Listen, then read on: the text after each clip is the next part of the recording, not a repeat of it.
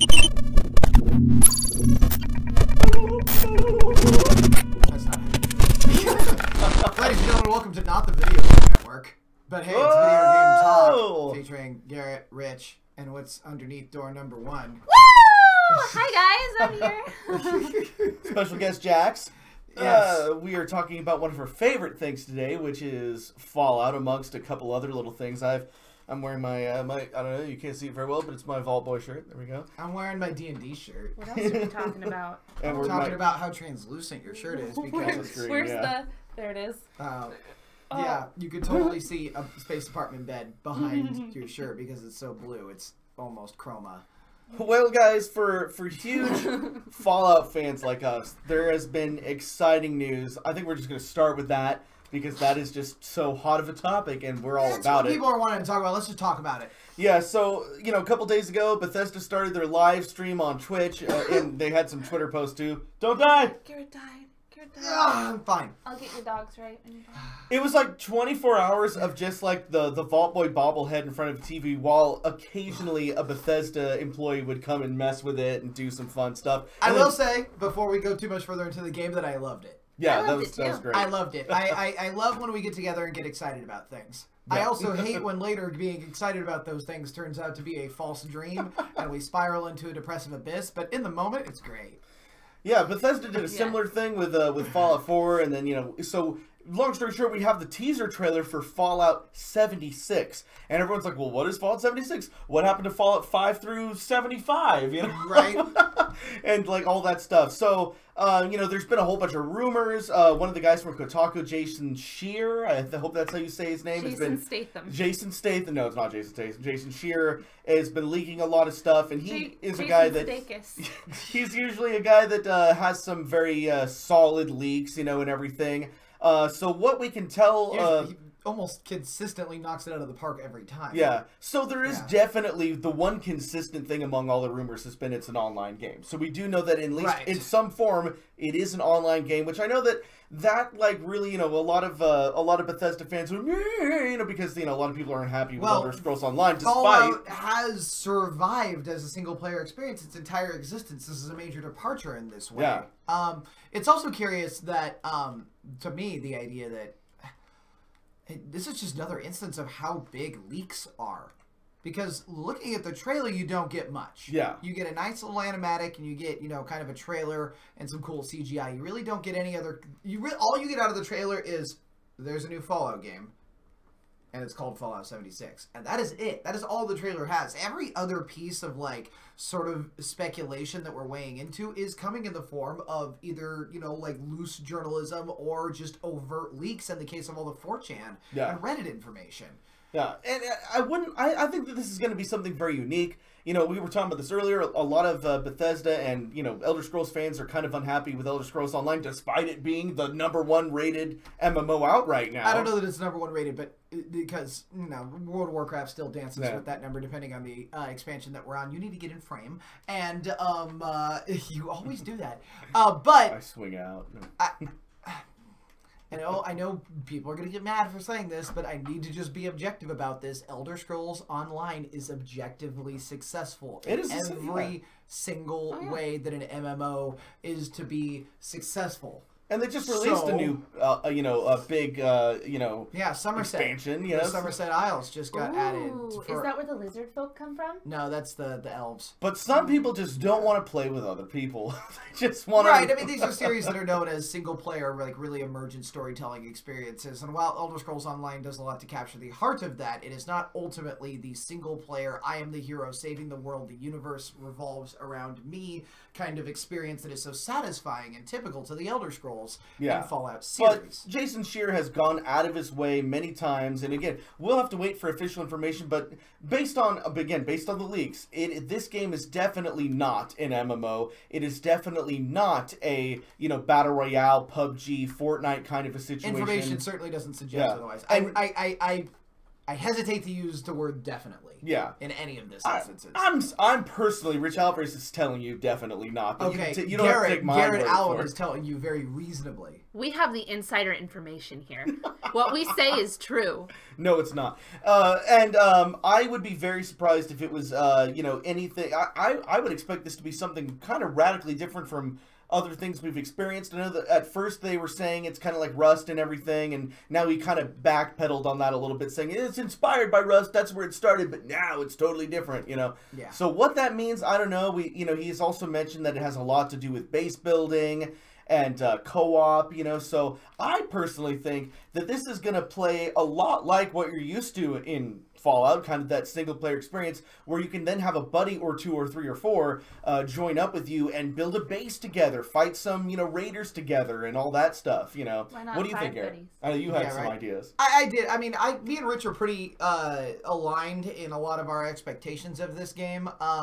Evidence is really mounting to the idea that it's not an MMO. Evidence is really mounting to the idea that it's not a battle royale. So we're fairly certain that that's not the case. It's hard to say for sure. I should clarify. Rich is, very much in the park that, like, this is going to feel like a normal Fallout game and kind of have a co-op element. I'm more inclined to disagree just because they've been so upfront with, like, online and survival. Those are, like, the two key words that you see really consistent in every single leak, in every single piece of kind of insider information. Every single thing features the words online and survival. And we know based on inferences within the trailer itself that the game itself, based on the date that you see on the Pip-Boy, we can infer that the game is set roughly 25 years after the bombs fall, which would mean that 2102. Yeah, which would mean the game is a prequel. It's a prequel. It's very much a prequel, but also environmentally, we would infer that it's very turbulent. That the actual wastes are still very inhospitable. A lot of the radiation has not calmed down. It's much harder to survive in a world that is, just 25 years post-nuclear apocalypse, as opposed to the 200 plus that we see in some other Fallout games. And you can rest assured, no matter how the gameplay works out, this is still going to have a really cool, it's going to have a story, and it's going to have quests, and there's going to be a revolving plot, no matter what happens. Right. And, I guess I just think it's going to be more online focused. Yeah. I think it's going to be way more about, kind of like how now in Rust and in DayZ you can go solo, but that's not really the point. Yeah. That's I think it will. I think it's important to Bethesda, or I would hope that it's important to Bethesda that their game is palatable as a single player experience, whether or not you're interacting with other players or not. Right. Well, let's talk about what we know. So we know that the bombs fell in the year 2077. And again, I love to mention this because some people still don't realize this. The Fallout universe is an alternate universe and in the future. Right. So it's not like it's our 2077. Like, they didn't, come out with the microchip in the same way that we did. They never came out with the microchip. There's all this alternate history. So, and then they also kind of stuck with that kind of 50s, early 60s ideology, and that's why everything's kind of 50s and 60s in the Fallout universe. And then the bombs fall in their version of 2077. So this, all of the vaults were supposed to open up 20 years later, which would have been, because the bombs fell in 2077, then it would have been 2097. But the Pip-Boy says 2102, which would be 25 years. So I'm gonna guess that like everybody left the vaults about 5 years ago, and then maybe you play as a guy that like is stuck around in the vault because he didn't want to leave, and now you leave. But what's really exciting is you're not going to have the NCR, you're not going to have the Brotherhood of Steel. Those groups literally don't exist yet. This. Although we did talk about the Enclave being a thing. Yeah, the Enclave would still be a thing because they were remnants of the U.S. government, and now they're out there. We'll probably see I'm excited to see kind of a slightly lower tech version of the Enclave out there than maybe what we saw in Fallout 2 and Fallout 3. Jackie, what were you going to say? Oh, I was going to say the protagonist might not even be from Fallout or Vault 76. Yeah, we don't know. We don't know. I mean, we know nothing. I would assume it would make sense that it would start there since that's, the namesake and everything. But yeah, I think, 5 years is enough time. We're going to see early raiders. And remember, these people haven't been living out there. Successfully. Yeah, the first raiders are going to come from some of the vaults. We're going to see, I would love to see the raiders with, their tire shoulders and everything, but they still have pieces of vault suit, because, that's how everybody came out of the vault. So there's going to be, the good vault people, people, the bad vault people, and you know everything's going to be kind of that like everybody was used to living in a vault for 2 decades, you know. So we're going to see some really unique stuff. No death claws yet, I would assume, because those wouldn't have evolved. Maybe some really shitty. I don't know to what extent the Fallout. I mean, the Fallout universe already takes some pretty significant liberties with biological evolution and how divergent mutations would work. Yeah. I don't know if they're going to go so far as to be like 25 years later. Yeah, what's significant? Is there canon evidence of what deathclaws have evolved from? Yeah, like pufferfish and other crap. I can't remember. It's on the wiki. So like those were they an experiment? They were something that came about from the bombs. Unlike super mutants, we could see super mutants because those were created before the bombs fell. They were supposed to be soldiers in the war. I thought the first super mutant was from. For the super mutant, as far as we know so far, the FEV was being tested on in laboratories on the West Coast. But then they eventually got over to the East Coast, you know. Gotcha. But so I don't know if we'll see super mutants, especially since the big, huge super mutant thing happens in Fallout 1. And this takes place 60 years, almost 60 years before Fallout 1. So it's doubtful we'll see super mutants, but they could. Maybe they'll discover a secret lab on the East Coast where they were working on them. Who knows, you know. They can make up some stuff. Also, where is this game set? Because that has been confirmed? Yeah. Okay. We know enough about Vault 76. Like, if there are computer terminals in the Brotherhood of Steel, the Pentagon in Fallout 3, and there's also some info on the blimp up in Fallout 4 about 76, more in Fallout 3. We do know that Vault 76 is in West Virginia. Hence the John Denver song, you know, West Virginia, you know, so we know it's in West Virginia, and that, you know, it's going to be all this, like, cool openness, and, you know, well, the bombs fell, so there's more openness than usual over there, but it's, I'm really digging, like, the location and where, the promise of what could be happening here, and again, I don't think we'd even see, we might see some domestic ghouls. I don't think feral ghouls would quite, because it took, like, 50 years or something for like some of the ghouls to turn into like the feral ghouls, you know.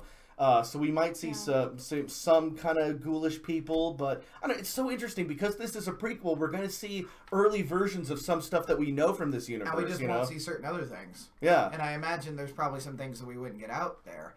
I'm interested in kind of this online element because I played a lot of online games, including a lot of the games that this game claims to sort of take inspiration from. I got a lot of hours logged in Rust, and you know, certainly DayZ was a phenomenon in of itself that, you know, few could escape. And in those games, you saw the Raider motif alive and well in living, breathing players. And camping out, waiting for the noobs coming in so they can take their murking on newbies, oftentimes for no reason. Active raids against other settlements. I mean, this is behavior that propagates in all online games and whatnot, and I'm interested to see if Bethesda acknowledges that and is hoping to harness it in the way that, you know, those are going to be their raiders. Yeah. You know, the early raider culture of the Wasteland will be propagated by, you know, basically a game that encourages, you know, raiding and, you know, kind of makes the desperation of human settlement in that world alive. It would play very well to the theme of Fallout. Yeah. It would. The real question is does that make for a good game? It would play to the theme, certainly. I mean, Rust is doing well. I can't wait to see, like, golden geckos and rad red roaches that are, like, half the size that we're used to seeing them as, maybe, you know, and, like, things like that. What if they were double the size? Oh, no. Things would only get, you know, bigger, you know. Because that's how radiation works. Or they could get in the Fallout universe, you know? They could get tiny. Hey, guys, just if you're watching this video and you're like, you know what, Rich is right. I'm going to go irradiate myself. It works differently in real life. I think you should do it. I'll just no. Well, no, you should not. That's what's so great about Fallout is because it's like that 50s mentality is reality. So it's like, oh, radiation, it'll make your hand huge, you know, like that's like what happens in the Fallout universe. All that stuff is true. They did eventually get flying cars in that universe, you know, it's pretty crazy. Also, sorry, go ahead. I was going to say, if you do radiate yourself, make sure that you post on social media # Richie told me to do it. Yeah. That'll be a fruitful social media campaign. Way to make my job difficult, y'all. All right, but talking about the 1950s motif. Oh yeah. We addressed this a little bit in conversation behind the lines a little bit. that song that plays is not a 1950s song. It sure isn't, Garrett. The first thing I noticed, because I'm so big on like Fallout and especially the music and everything, they take a lot of songs from the 30s, 40s, 50s, and a couple of times the early 60s. John Denver came out with Take Me Home Country Roads in the 70s, and there's besides that song and the fact that this is the first Fallout, if you didn't notice, every television in the Fallout universe has been in black and white. We saw a very 70s framed looking TV in color in the trailer for Fallout 76. So the color TV, the John Denver song, the Pip-Boy that he has with the giant radio attached, I'm getting a very 70s vibe from this game, which is very interesting, which makes me think that lore-wise, maybe West Virginia just had a little bit more tech than the rest of the world. Or just was culturally different. Or culturally different. Teddy Buddy out there who's like, Fallout is 1950s, Matt. Remember, this is, like the bombs fall in 2077. So very different world, though. Yeah, very different world that is divergent culturally in every single way. But the 70s, obviously, musically and culturally, to a certain extent, still sort of happened. Yeah. Because I guess they're playing our music.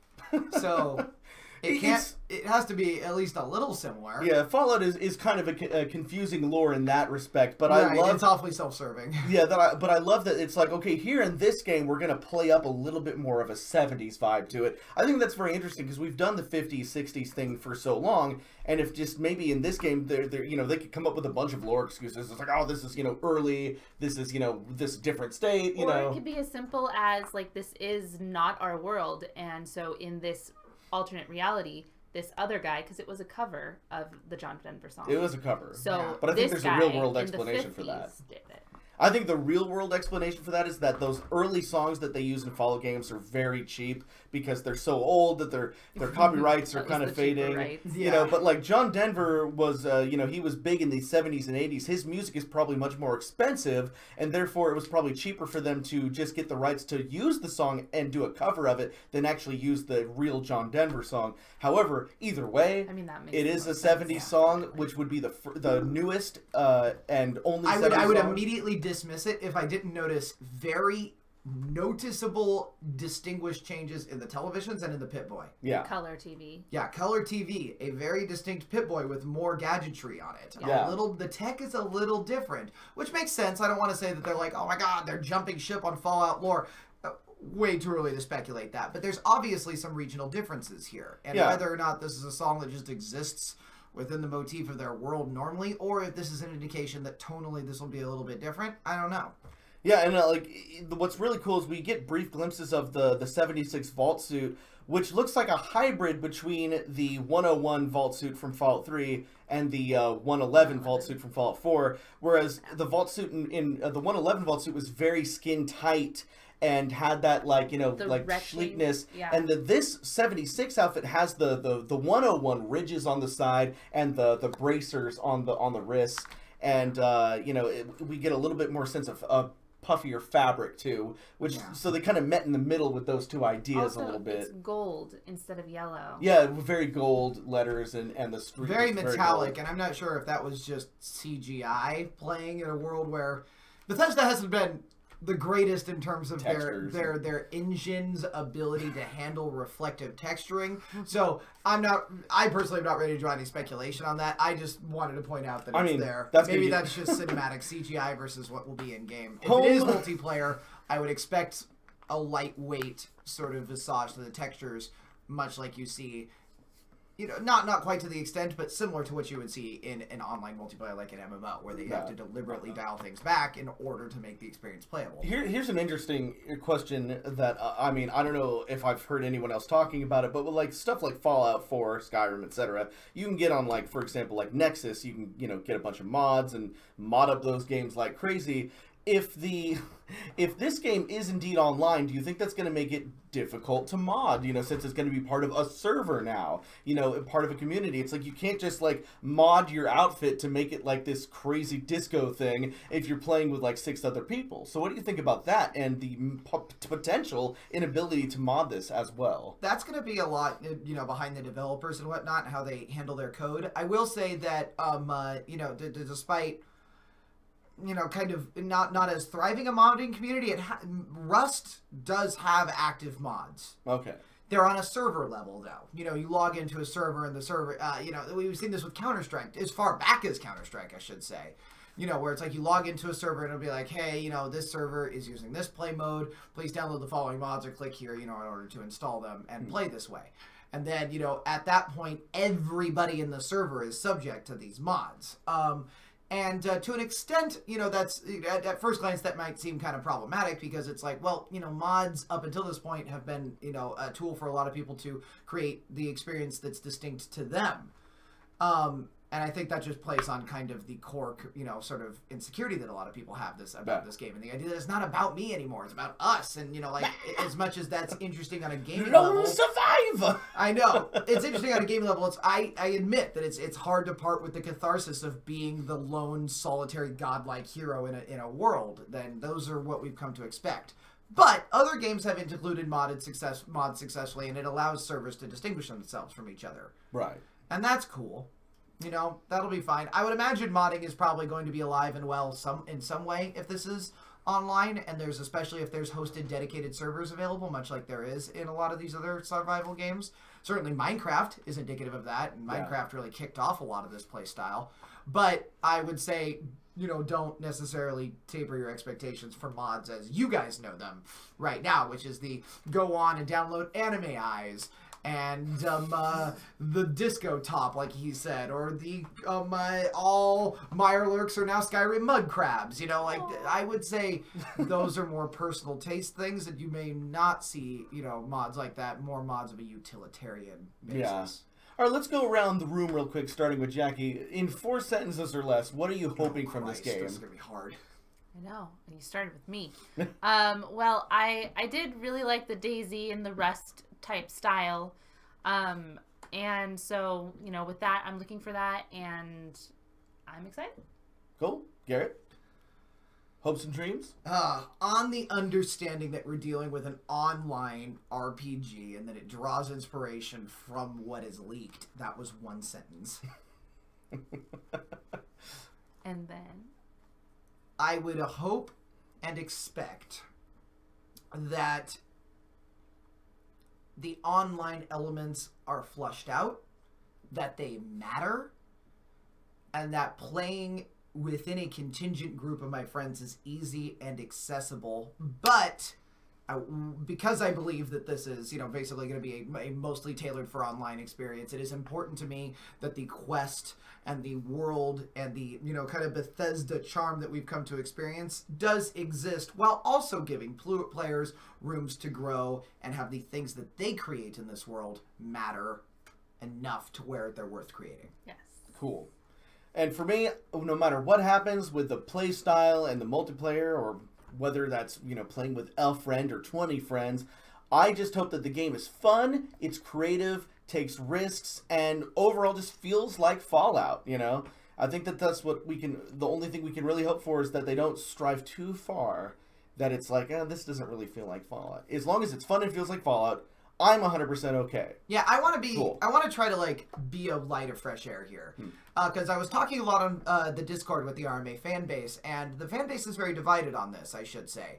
And I think that's very reflective of how a lot of people feel right now. I feel like a lot of fans are on board with what's coming and, you know, in support of what they see. And I feel like a lot of fans are upset that in and amongst a whole bunch of other franchises not necessarily delivering on what they would like, that their beloved Bethesda and beloved Fallout would fall to a similar trope, especially with so many franchises falling into these Battle Royale themes and these other things that, you know, are maybe getting a little saturated. I understand the fear. And I understand there's a lot of people out there that are just like, Fallout is one experience to me. Fallout is a single player, I am the hero, going into a world, divergent narrative experience. And if it's not that, it's not Fallout to me. I hear you. But you could be wrong. But, well, I mean, you can't be wrong. That's an opinion. I don't fault you for that opinion. But opinions are wrong. The best, I want to say the most, you know, the concrete thing that I've actually had to say about this is, let's take a look at the E3 lineup this year.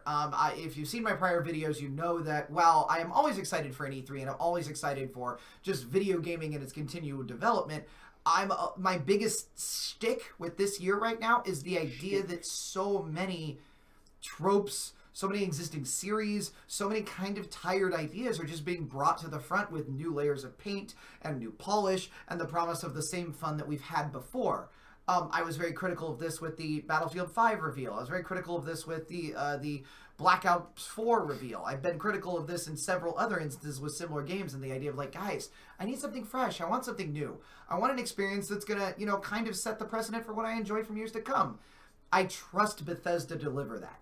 And I want to give them a tremendous amount of credit, and I want to invest my faith in the idea that they are trying to do something that is a little off the beaten path.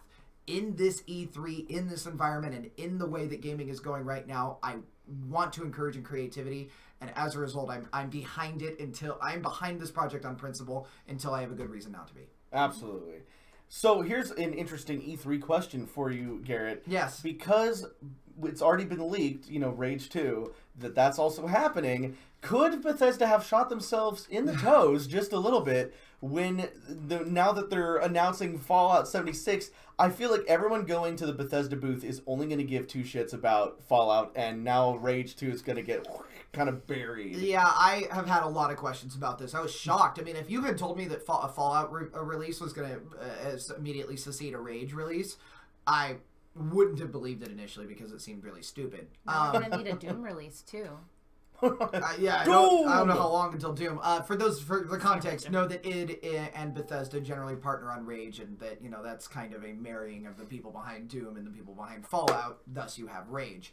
But here's my concern: Rage as a series was released to very mixed reviews last time. It was a great game in concept, and it had a really star-studded development cast and two of the greatest and most beloved developers in its back, but it really failed to deliver on, I think, what it wanted to be. And as a result, it's got a lot of ground to make up. I want to give Rage the benefit of the doubt, or Rage 2 in this case, but there's no denying that franchise is starting out in the red. It's going to have to convince people that it's good in order to make up ground. This is going to help because now everyone's going to be like, oh, well, Rage 2, maybe, but Fallout. I know. So it's interesting to me that they would offer Fallout as a release that is happening coincided with a release that they're a little more shaky Which is about. funny because when we did that Walmart leak thing a few weeks ago and it was like Rage 2, I was like, oh, well, what about like, you know, Elder Scrolls or Fallout? And you were like, nah, they're going to focus on Rage 2. And then this huge campaign for Fallout. Yeah, certain, but I mean, not to backpedal, but I guess to backpedal. In my mind at that point, I was really thinking, you know, Fallout equals single player RPG. And I know that Rage isn't your typical RPG. In fact, it's way more an adventure-based shooter / driving game. And I was thinking it was weird if all they were really promoting was Rage 2, because Bethesda's like, no, this is going to be our biggest stage at E3 ever. And I was like, damn, like, like, with Rage 2, like, is this going to be Elder Scrolls 6? But no, now I think it's pretty concrete that they are having a huge setup for Fallout over there, and that they are really going to be driving home this Fallout 76, you know, whatever it ends up being. I get worried though that, like, is Rage 2 going to be buried? Of course, Rage. They've obviously. Oh, it's already been buried now. They've obviously invested a ton of money into Rage, and they want it to be successful. It's interesting that they would go into competition with themselves. It's 50 feet under the sand. I know that's my concern. It's like, who are they marketing to here? Is it going to be distinct? I want to see. All this does is make me hungry for more, because it means that, in my mind, the only reason they would do this is if they are absolutely sure that these two games are very different. And they haven't been historically. They've been kind of different, but Rage 1 right next to Fallout 3, you know, there's obviously some differences there, but they were not so incredibly different that I wouldn't say they were in competition with, or they weren't in competition with each other. Right. Rage 2 is going to have to bring something to the table that is distinctly not Fallout, and Fallout is going to have to bring something to the table that is distinctly not Rage. Otherwise, they're going to be stealing sales from themselves. Yeah, we'll see. And that seems like a weird way to operate. Like, Bethesda got balls.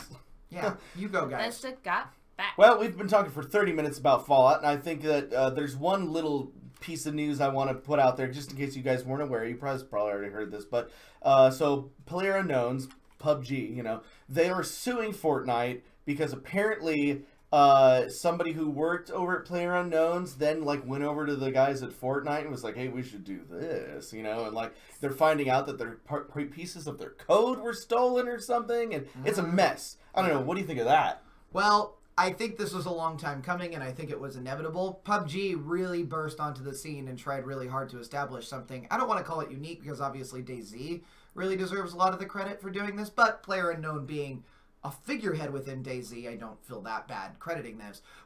It's no denying that, like, the modern craze for this very specific style of Battle Royale game, something that Fortnite steals pretty shamelessly, is a product of PUBG. So obviously this idea of, like, legal action, the idea of, like, is there a copyright infringement here? Is intellectual property been compromised? I'm sure has been something on the tongues of these developers for a long time. Fortnite has been commercially outcompeted, PUBG has been commercially outcompeted by Fortnite. Yeah. So they're going to be not necessarily fighting for their survival, but certainly fighting for their market share here. And I'm sure given the new information that perhaps code or, like, more finite levels of intellectual property were stolen, I imagine that makes for a very concrete argument where people are like, yeah, let's move on this. To me, it's like, I would get it if, like, it was personal information that was stolen and everything. It's just like, if a lot of people, of course, are just coming to the assumption that PUBG is jealous, about Fortnite. And I'm sure the people that made PUBG are jealous of Fortnite for those reasons. Right. But it's like, how are they going to feel once Blackout, Black Ops 4 Blackout, or was it Black? It was Blackout, right? It's That's Blackout, what they're calling yeah. it. Once that comes out, that's like super AAA, Battle Royale. They're going to be totally screwed after that. But we'll have to wait to see how similar it is. Similarity is the similarity and intent to copy. Oh, man. The trailer for that with the skyscrapers and everything looks like it's going to blow everything out of the water. It looks dope. I mean, it looks good. I'm excited for it. I wasn't going to buy Black Ops until I, realized that it's got this unique experience. I'm not as worried about Blackout because Blackout looks pretty distinct and conceptually similar. Things are allowed to be conceptually similar. PlayerUnknown's Battlegrounds does not have a copyright on the Battle Royale genre. Yeah. That can't be copyrighted. That's why I feel like this is being perceived as kind of bitterness, Well, but here's the thing. There's a difference between producing a Battle Royale game and there's a whole different thing is like what Fortnite has done. Producing a Battle Royale game where you jump out of a plane and you have a constricting circle and you have all these incredibly similar gameplay elements plus what was already recycled from old Fortnite. And I like the Battle Royale experience. In fact, I was saying this before they were now... But the question is it too similar? Yeah, right. And they're now denying this, now because people are really like, I don't want Fallout 76 to be a Battle Royale. And, they're like, no, it's not. It's not. If it is, it's going to be a Battle Royale in some very distant... is Rust a Battle Royale game? Kinda, if you think about it. I didn't think that it was going to be just a Battle Royale game. However, because I would be kind of upset if all Fallout 76 was a Battle Royale. However, if Fallout 76 has a Battle Royale mode attached to whatever the main game is going to be, and it's just kind of like a little hey, here's a Battle Royale mode just in case you want to play that, I wouldn't be upset because I think that'd be really cool. In fact, because we were talking supposedly there were 500 people that lived in Vault 76 and only 100 of them survived by the time the vault door opened. I thought, that's interesting. 100 people coming out of a vault and experiencing the wasteland for the same time where they have to collect on-site weapons and stuff. And, it just seemed very... I think you're reaching. I am reaching. I am accusing you of reaching. I am very much reaching, but considering that the game takes place in 2102, 5 years after the vault doors open, I'm thinking maybe, the main game takes place in 2102, but maybe there's a Battle Royale mode that takes place in 2076. You're mega reaching. You are so reaching right now. Or 77. I think you like that idea and you want it to happen. Sorry. I think a lot of you like 2097 is when the Battle Royale might take place. And yes, I am reaching. It's just an idea, guys. I think Bethesda I'm right here if you want to pay me. Yeah. I think Bethesda is going to stay so far away from deliberate and sort of categorical placement within the Battle Royale genre in order to maintain their sort of composure as a distinct and original developer, that we will see nothing that even begins to resemble PUBG's very distinct Battle Royale mode. Yeah, you're right. Probably not. I'm just saying I wouldn't hate it if they did. I wouldn't hate it, but that sounds more like a fan fiction than, something that Bethesda would actually do. Right. Lastly, last week, did you and Derek ask them a question that was supposed to be answered this week? Yeah, we did. Do you remember what that question was? Sure don't. Cool. Well, we are ending this episode. Oh, what about the Let's Go Pikachu and Let's Go Eevee? Oh, do you want to? I will save that for next week. I was going to say that needs a whole episode because I have so much to say about the Pokemon thing. Some of it really hopeful, some of it very concerned, some of it just cool. That trailer was cute, y'all. That trailer was cute, but Pokemon Go has got a mixed history, and I am not sure where to sit on that. Right, we're going to save that for next week. We will answer last week's question next week, and I'm going to ask you an additional question that you can answer if you want, and that's simply, what do you, because they're not going to answer this by next week. I remember what last week's question was. Oh, what was it? It was, what's going to be the big blowout of E3? It's what's good. This now, but you guys didn't know about it back then. No, but I mean, like, but I asked people to get like super creative and stuff, and like be like, oh yeah, there's things like this. Do you want to go look it up? Nah, it's going to take too long to look up the video, look at the questions. Anyways, we'll answer that next week. Also, I just want to know, what do you guys think of Fallout 76 so far? What are your theories? I want to know, what is this game? The best theory gets a thumbs up, you know, but we'll see them anyway. We'll call out our best theory. We will call you out by name. Anyways, I hope you guys have enjoyed this episode of Video Game Talk. Don't forget, you got to do 3 things now. You have to subscribe, hit the bell, and then hit the new button after you hit the bell that says yes or to all or whatever it is. We'll look it up later. The point is, you got to click a 3rd thing now. Sorry, to get it in your box. Anyways, yeah, we're here. We're always here. So please don't forget about us here at the Rich Alvarez channel, and we'll see you guys whenever we see you guys next. Bye.